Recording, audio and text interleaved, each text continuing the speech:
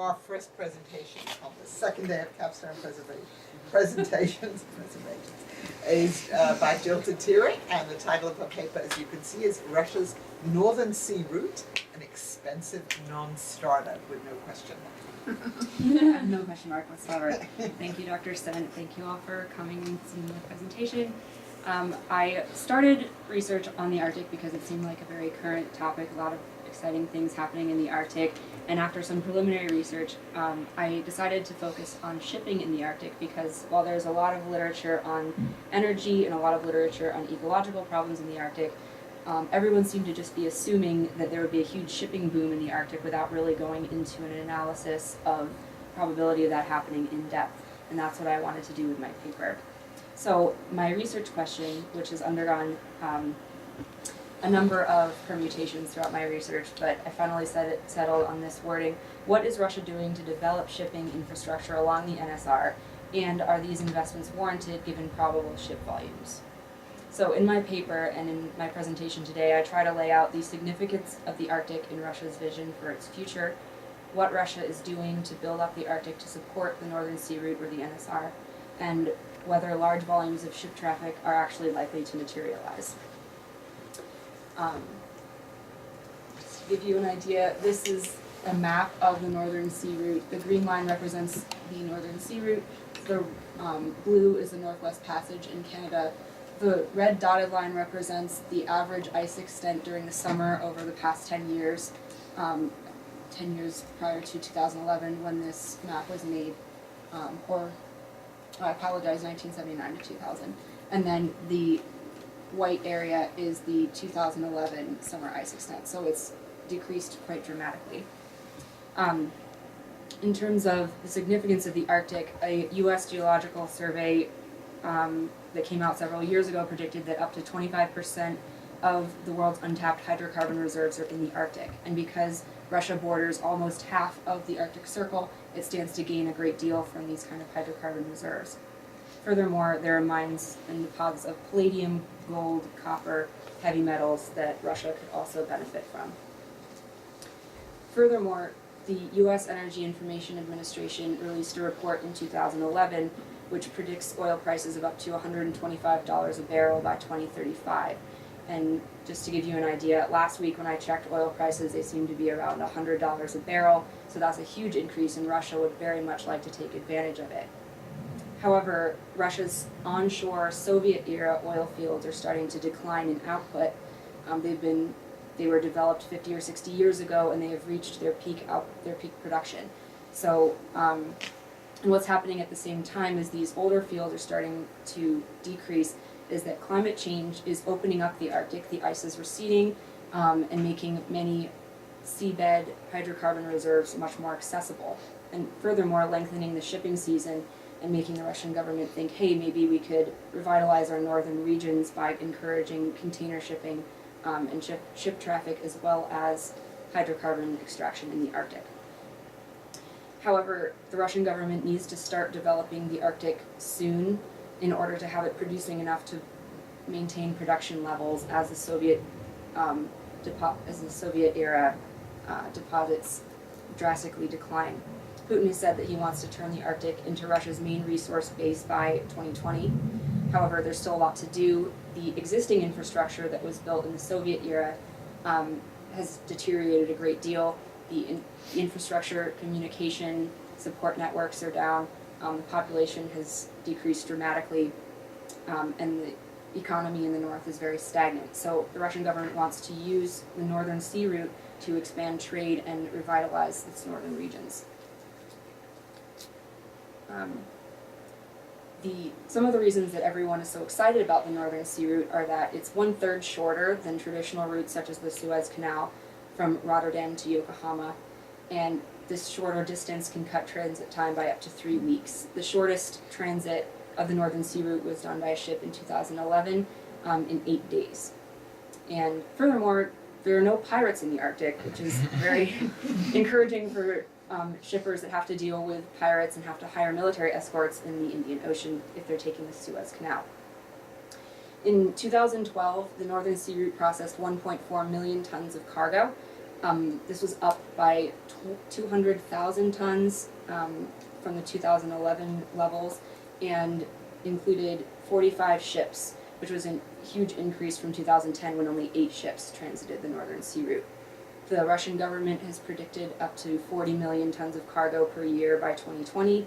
And to give you an idea, the Soviet era peak was only 6.6 million tons. So these are very optimistic measurements. As for what the Russian government is actually doing in the Arctic, it's upgrading all of its port cities, it's building new ones. Here is a picture of the construction zone at Sabeta, which is a completely new port that it's building. The Russian government has ordered 6 new icebreakers, 3 nuclear and 3 diesel. And the red ships you can see in this picture here are of existing icebreakers that are aging now and we're going to have to be decommissioned or modernized in the next few years. And the red and blue picture is of a ship that's one of the newer nuclear-powered icebreakers. Russia has the largest icebreaker fleet in the world, making it a truly Arctic power. Russia, in terms of administration, has created a new Sivmorput, or Northern Sea Route administration, with an office in Moscow and another satellite office to be opened in Arkhangelsk. There's also a new Federal Security Service border unit, which is responsible for making sure that the northern Siberian coast is secure. And Russia has also been geopolitically active and diplomatically active despite its 2007 flag planting stunt on the North Pole. It has been careful to follow the lines of the UN Treaty on the Law of the Sea and stick to those guidelines, and has also reached out to other Arctic neighbors such as Norway. Here you see President Medvedev and the Prime Minister of Norway shaking hands after they signed the treaty in 2010 delineating the Barents Sea between Norway and Russia. However, all of these modernization plans are expected to cost up to $100 billion, and many analysts are wondering, particularly in the current economic climate, whether that's reasonable to expect the Russian government to foot the bill. In trying to predict whether there is going to be a shipping boom in the Arctic, I looked at several different shipping industries. This is just a map to give you a more detailed idea of what the northern shipping route is going to look like. First of all, I want to put this in perspective that the 1.4 million tons transited along the Northern Sea Route last year are actually only a drop in the global shipping bucket, because the Suez Canal alone processed 740 million tons of cargo. So this is still a relatively a very small amount of the global shipping network. Furthermore, I found out at an Arctic conference in February that transit shippers don't actually want to go through the NSR for various reasons. First of all, the weather makes transit times unpredictable. The Arctic is known for having very unpredictable weather, and if ships are delayed, this is an industry in which it's incredibly important to know exactly when you're going to arrive as opposed to shaving off extra days. And the reputation of a shipping company can be hurt if it's delayed overmuch by poor weather. Furthermore, ships operating in the Arctic have to be double-hulled to be safe from ice punctures and oil spills. This makes them more expensive to build because it requires more steel, and also more expensive to operate, and they're less efficient per ton of cargo. They're also smaller because of size restrictions. They have to be less wide than the icebreaker escort that goes in front of them. So a ship going through the Northern Sea Route can only be up to 50,000 deadweight tonnage, whereas a ship going through the Suez Canal can be up to 150,000. Furthermore, the Northern Sea Route is only open for 4 to 5 months out of the year, so it's really not reasonable to expect shipping companies to build these highly expensive ships and then only be able to use them for less than half of the year. The Northern Sea Route doesn't save international shipping companies quite as much money as you would expect, because the icebreaker fee charged by the Russian government is around $100,000, and it costs as much or more as hiring a military escort through the Indian Ocean. Furthermore, international insurance companies charge the same amount for ships going through the Arctic as through the Suez Canal, So that doesn't save international shipping companies any money. And lastly, the Arctic is not very well mapped, and many of the maps that we do have were made using techniques from 100 or 200 years ago. So shippers really don't want to send their expensive ships into the Arctic where they could run aground. That's for transit shipping. For destination shipping, which is the idea of a ship going into a specific area, taking a cargo and taking the cargo to consumers, destination shipping will be highly dependent upon the hydrocarbon industry, such as liquefied natural gas and perhaps oil. Also minerals and metals mined above the Arctic Circle, but to a lesser degree. The hydrocarbon industry is the one that's really going to have an impact on destination shipping. So, and unfortunately, or fortunately, depending on how you look at it, but the energy industry in the Arctic is stalled, and globally, since the hydrofracking revolution is very much up in the air in general, the shale gale, as it's called, has glutted the market with natural gas, which depresses prices, and at this point, natural gas is not economically profitable in the Arctic. It's so expensive, and you need to develop new technologies to deal with the harsh Arctic conditions. So the Stockman natural gas deposit in the Barents Sea has actually been put on hold indefinitely, and Statoil, the Norwegian company which was a partner with Gazprom and the French company Total, has completely gotten out of the project, and they said that they don't want to partner with Gazprom and Total anymore because it's just not profitable. Oil is also still too expensive in the Arctic, particularly offshore. There are some oil rigs on the Yamal Peninsula, but the Prirazlomne oil rig is the only truly offshore oil rig currently in the Arctic, and it's taken 20 years to build. It's had multiple technological issues and been delayed several times. It's slated to start production this year, but most of the experts that I've talked to have an "I'll believe it when I see it" kind of attitude toward Prirazlomne. And the Bazhenov shale oil field in western Siberia is much more likely to be developed at that point, as the Russian government is starting to look harder at using hydrofracking and taking advantage of existing infrastructure in western Siberia as opposed to building new infrastructure in the Arctic. Tourism is another industry that could potentially see more ships brought into the Arctic. Russia would very much like to encourage tourism in the Arctic, and the Ruskaya Arktika National Park has added Franz Josef Land and Novaya Zemlya to international Arctic tourism routes. And the administration of Murmansk has started building the largest mall north of the Arctic Circle in order to attract consumers to Murmansk.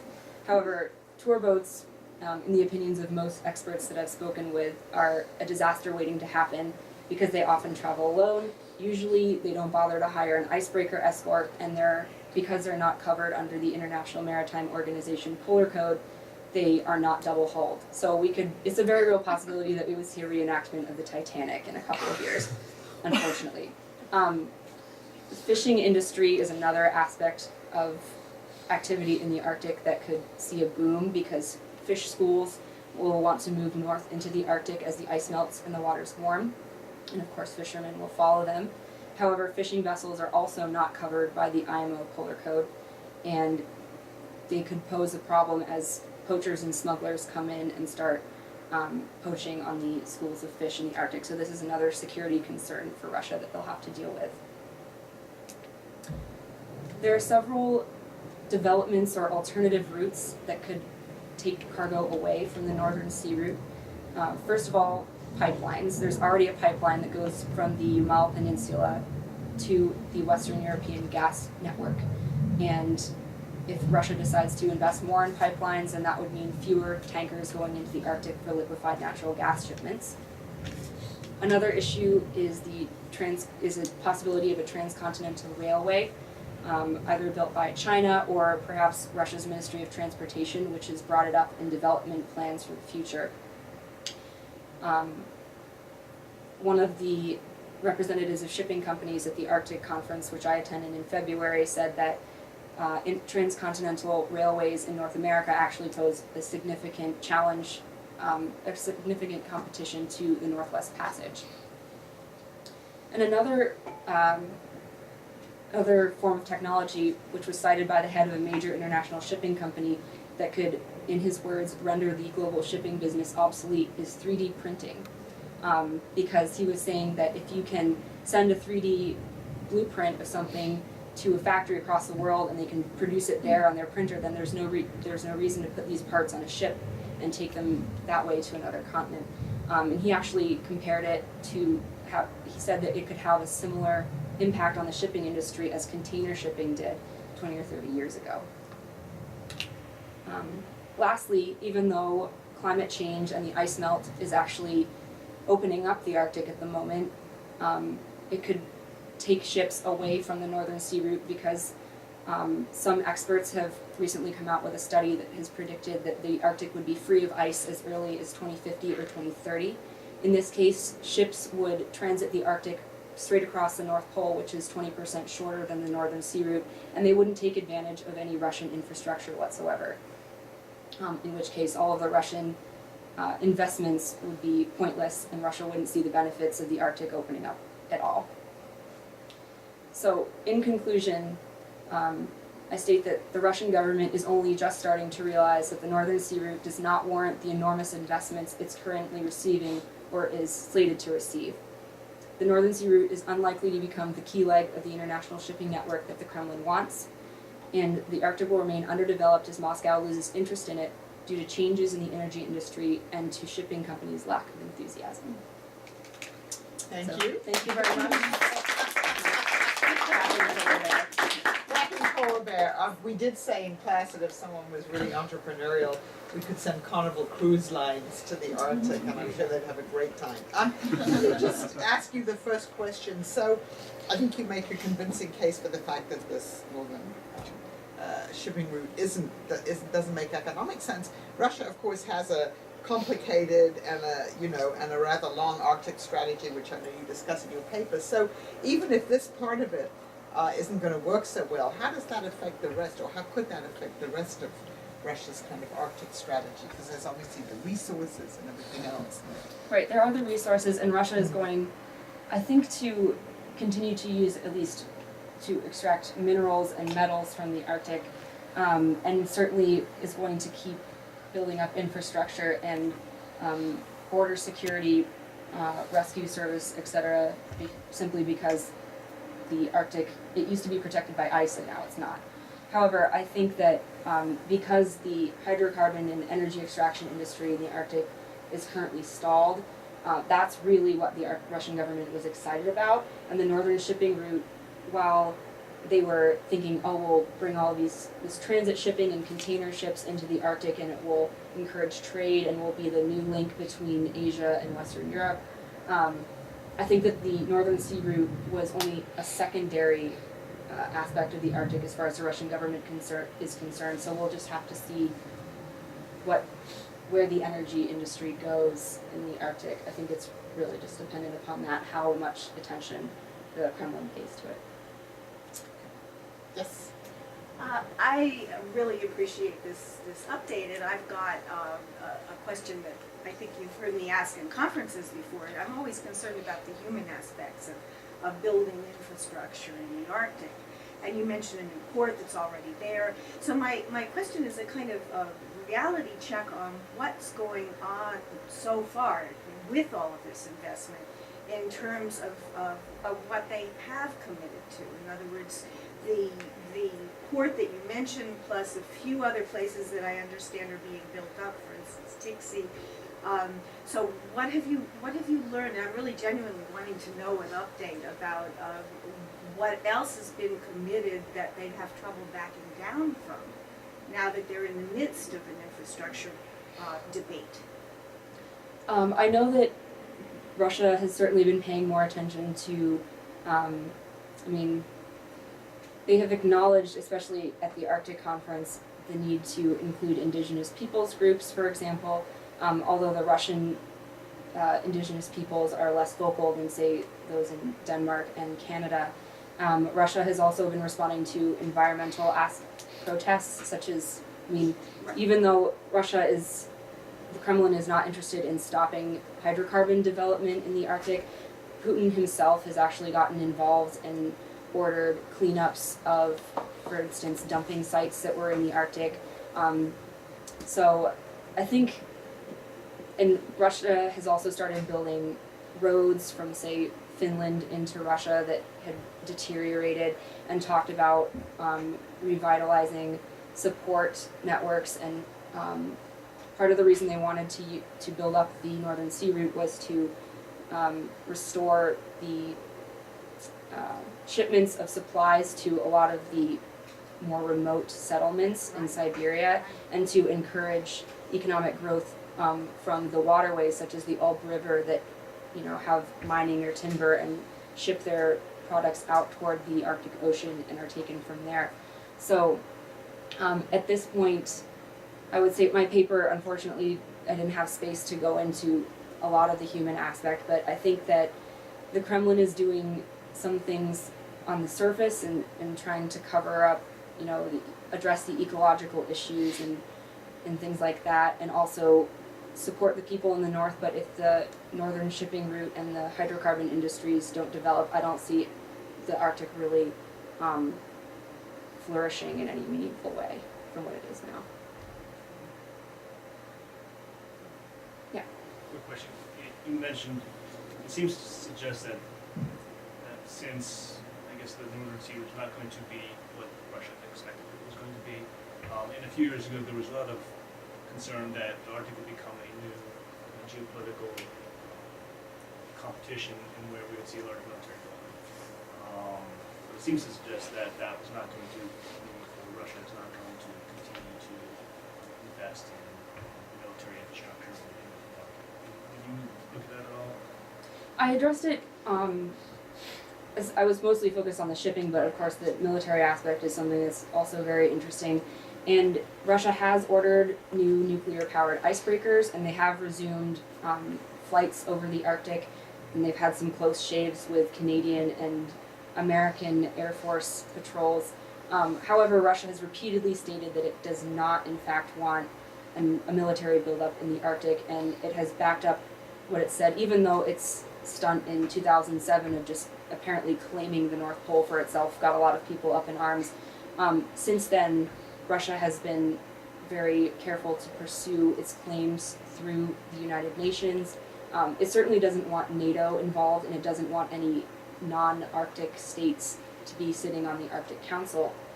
But it doesn't want to have to invest in a huge military buildup or an arms race in the Arctic. Quite frankly, it has a lot more than most of the other Arctic states. It has many more icebreakers and a lot more Arctic capacity than anyone, saves perhaps, you know, the Norwegians or the Finns.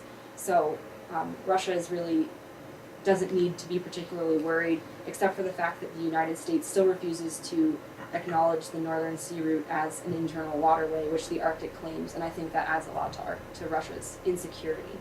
But Russia isn't really interested in building up and militarizing the Arctic. You mentioned a little bit about piracy and security issues and the sort of other negative aspects of pursuing this, but I wonder if you came across anything or addressed this at all having to do with Russia's own illicit economy and sort of like internal underground market issues, if there's incentive there that would sort of maybe push them to keep developing these things anyway, even if on the surface they're saying and realizing that it's the prospects aren't as good as originally thought. Mm-hmm. I don't see any reason for Russia's existing underground economy to spur further development of the Northern Sea Route. However, it has been cited as a security concern for the Northern Sea Route if it does develop, because you could have corrupt inspections officials allowing unsafe vessels to go through the Northern Sea Route if they were bribed, for example. Or you could have some of these fishermen coming in, poaching in the Arctic and getting away with it. You could have smugglers coming in simply because there's less of a government presence in the Arctic. It would be easier to slide under the radar, as it were. So while I don't see Russia's illicit economy spurring development up there, I could see it causing problems if development does occur. Yes. You mentioned some of the overland competition to the Northern Sea Route, pipelines and railroad lines. Do those, the cost projections for those alternatives take into account melting permafrost and the added cost of building static infrastructure?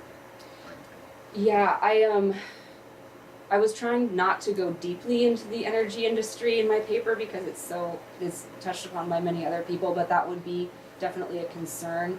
I know there is at least one gas pipeline that already exists from the Yamal Peninsula, and I don't know whether that would be, I'm not sure at this point whether the Russian government I think the Russian government would prefer to use its existing infrastructure rather than build new pipelines, and hence why it's focused on Western Siberia and hydrofracking of oil there as opposed to building entirely new infrastructure in the Arctic.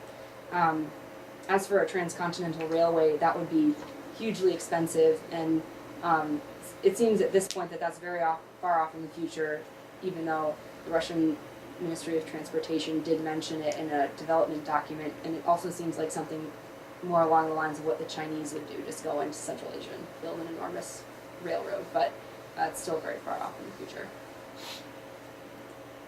Did you see anything in your research about Russia's push or turn to the east, and if relationships with China or Japan might change how they view the Northern Sea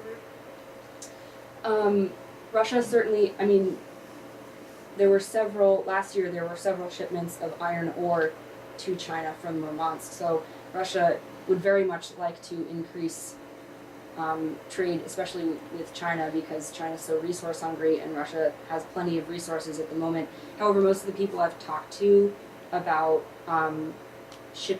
Russia shipping gas or oil to China say that the gas or oil is more likely to come from the Caspian area as opposed to the Arctic, simply because there aren't any offshore fields in the Arctic that are currently producing, and they would be very expensive to develop, hence why Shtokman is on hold indefinitely.